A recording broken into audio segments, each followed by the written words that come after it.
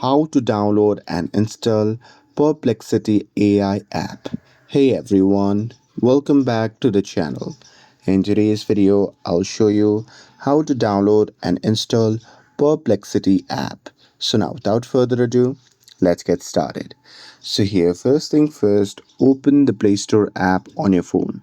And now here, once you're inside the app, just tap on the search icon shown in the bottom right side of the screen.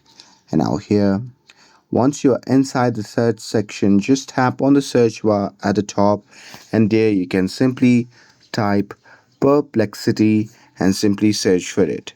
And now here on the search result, you can just tap on the Perplexity, and here once you see the interface like this, you can just tap on install button to start the installation process. Now here you just have to wait for some time for it to download on your phone. And now here, once the installation completes, you can just tap on open to launch the app. And that's it. With this, if you found this video helpful, then don't forget to like, share, and subscribe to get updated for more videos.